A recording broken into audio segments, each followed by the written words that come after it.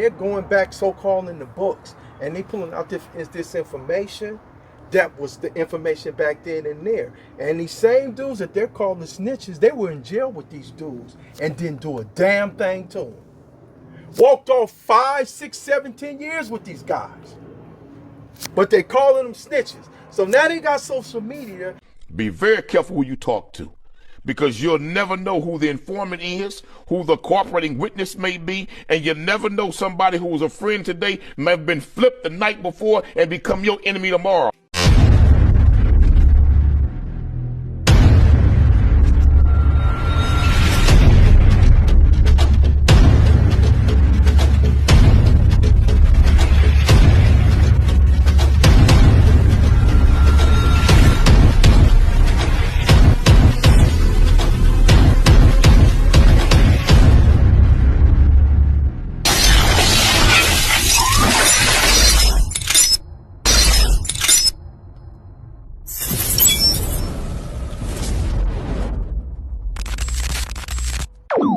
About humanity, putting truth in these lies, while they busy feeding lies.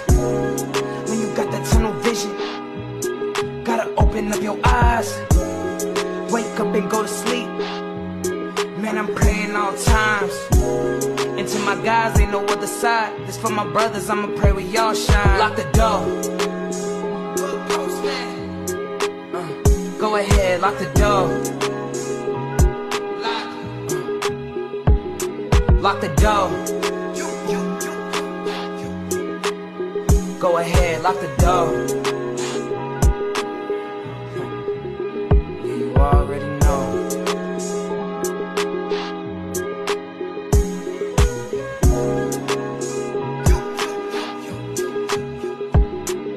Depending on the lessons, some people eat, some people learn. But the game is gonna send you big. Yes, man. Professor Melly Bell, Big Mizz, what's your take on today's social media? Because social media seems to be, people don't necessarily follow instructions, or they don't follow the structure of Damu and Kiwi anymore. They follow trends, who's popular and who they like. And social media has somehow exacerbated that. What's your thoughts on it? Because now, again, 90% of these dudes don't live in these neighborhoods, but they claim them. Well, I'm just be straight frank, man. I'm disappointed in a lot of these characters that's on their social media because, and I actually said to myself, if you ask this question, how am I going to answer it without being offensive, without being disrespectful, contrary to how they be, contrary to what they do when they get on the platform, and the first thing they want to start doing is calling people a snitch or calling people, let me address this. Okay. First of all, if you Google it, social media since 2022 to 2025, the violence rate has increased 91%. And this is just within the social media frame. And so you say, well, why would that happen? Because you look at what's on social media. You look at how disrespectful these individuals is. Now, I'm going to address some things that people be doing on social media that make me want to just, as they say, scratch on the chalkboard, is when these cats call people snitches. Now, I listen to dudes that get this platform and they're calling people snitches, and they're going back so-called in the books, and they pulling out this information that was the information back then and there. And these same dudes that they're calling snitches, they were in jail with these dudes and didn't do a damn thing to them. Walked off 5, 6, 7, 10 years with these guys. But they calling them snitches. So now they got social media and they want to try to ruin these guys and mess these guys up names. From afar. Yeah. Why you didn't do it then when you was in the county jail with them? Or you was in the penitentiary with them? Why you didn't do that then? Street dudes' reputations are built in parks, alleys, streets, blocks. and the penitentiaries and the playgrounds that they're familiar with. You can't ruin that reputation, or you can try to based on social media. But I understand there seems to be a lack of intelligence, and people have what I like to say, a low perspective taking. In other words, their perspective is so low that it's impossible for them to see anything any way different because they're information poor. They lack the testicular fortitude and the mental gymnastics to understand exactly what they're saying. So they're just blurt out, oh, he's a snitch, or he's this, or he's that, or this, Right, you know. right, So, right. other words, they're trying to hurt people's feelings. I guess that's what I get from it. You know what I mean? And hope that they get a reaction. Because now you see Gumby and Hawk and some of the other guys, the Peel guy and some of these other guys, they're going back and forth. I don't even watch that. When I'm watching something, I see it starts going into the context of that right there, I black it out. Most of the stuff I don't even watch because it's stupid. Because see, look, I remember when I first hit the penitentiary, Big Rebo and My Gangster homeboy, yeah. from Park Village and Little Man from Tanner Okay. took me under the wing. Gangster was there. It was Gangster from Tanner was there, and Gangster from Park Village was there. Took me under the wing. And they say, look, man, we see you kind of turned up. So keep your mouth closed. Don't call nobody, no snitch or no rat if you're not going to book them.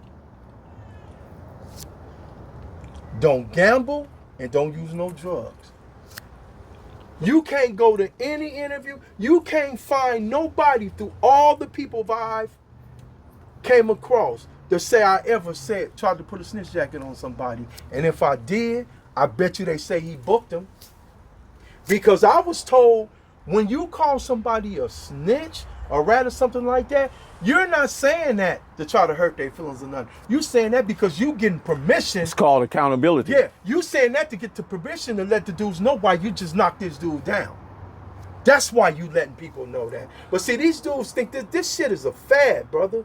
You know, it's a fad, and it's It's virtual reality, Mizz. It's not real. It's fairy people tales. falling for it. It's fairy tales, lies, and leprechauns. Yeah, but people falling for it. Yes. Yo, me and somebody had a conversation the other day, man. We had a conversation just the other day, good brother. And what we were talking about, how the police back in the days would pull up on you, would put a gun on you and say that's your gun. Or put drugs on you and say that happened to me twice. You know, or say that's your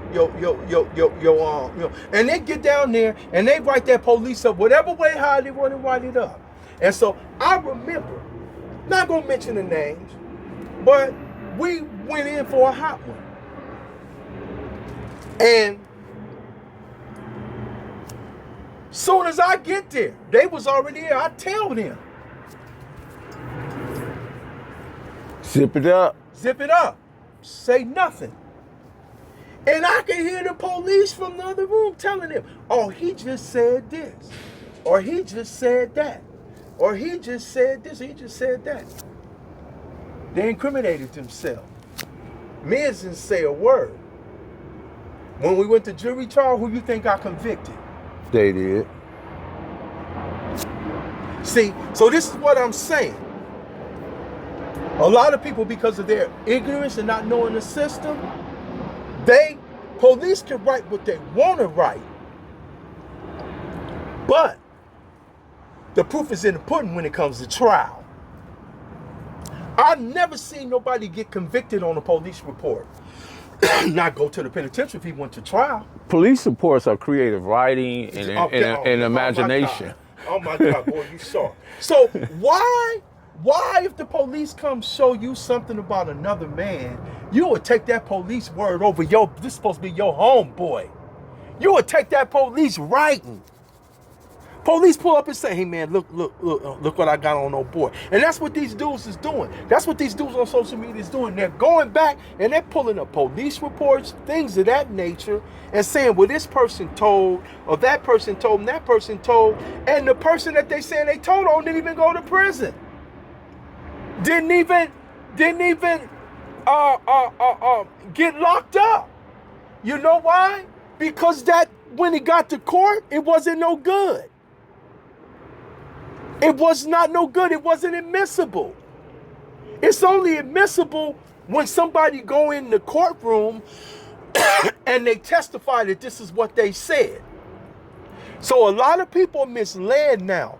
And I've seen a lot of people in the penitentiary get booked. I've seen people on the street get booked because people would trust the word of the police officer. But the same police officer that would put dope on you, the same police officer that would get on the witness stand and lie on you, the same police officer that put the gun on you, the same police officer that would drop you off in an Well, they made a law line. to say the police is not nothing if the police lied to you in an interrogation room. They can lie to you. They can tell you you're going home. So I And see. you know you're not, but some people, for that mouth out bail, it's called mouth out bail. They bail out through their mouth. Well, they think they are. But people have a social media and their content is built on. I heard somebody say, man, I got 25 people going out there getting information on people every day. That's what, you can't stand on you. You can only stand on somebody who you say snitch. You can't stand on your own content. I stand on myself. I ain't gotta stand on trying to put somebody else down. I ain't gotta stand on trying to defame or shame someone else. I stand on me. Let me help you with that just a little bit. There's a law, 1710, the Act of 1710. It's called meritorious manumission. We're going all the way back to 1710. The law said that protect white property, protect white wealth, snitch and manufacture lies against anybody you see doing something to white property and white wealth, and create something for white folks to make money. Yeah. And See, if you do so, me. we give you your freedom. That was a law. Go read. Don't take my word. Google and pull it up. It's called meritorious manumission, the Act of 1710.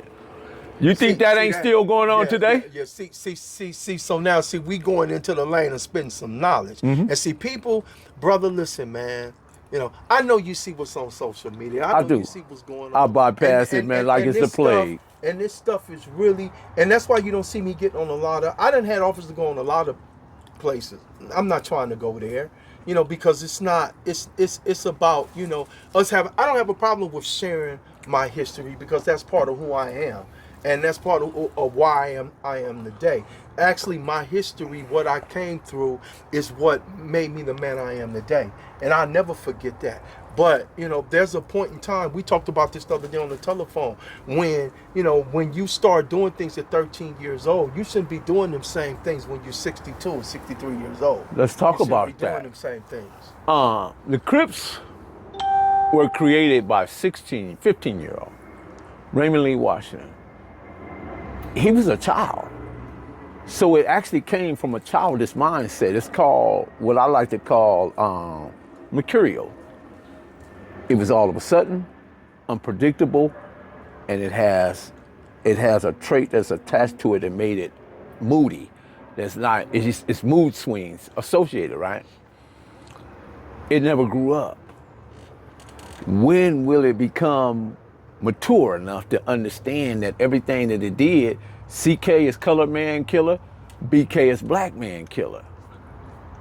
If you can't understand that, then something is definitely wrong. If you're still 50, 60, whatever age you are, and you still, in your mind, and your actions, and your energy is going in that direction, see, because the backbone of the black community has always been the black family. You divide the black family, then the black community comes down. So until we start understanding that, and don't get me wrong, we can't leave our sisters out of their part of the problem as well, because of what they chose to do and how they chose to live. And you know, I heard Charleston White said this. He said that if you go to Instagram, most of it, you find the finest women in the world. You don't see no regular women on there. Where the regular sisters at? But he was just pointing out. Cali finest, baby. Proof of grind all the time. Music money, got a dollar sign, Hub City. I'm a street nigga, streets fuck with me. I'ma keep pushing products till the feds get me. It's guap off top, diamond Cartier. That nigga Wall won't give a broke bitch the time of day. They see me climbing, they see me shining. That's hard work, proof of grinding. New money got me tipping in that 550. Ali, bad man, and I'm so pretty. I got that tech with me, that's my hater sprayer. Go big, grind now, nigga, play later. What can I say?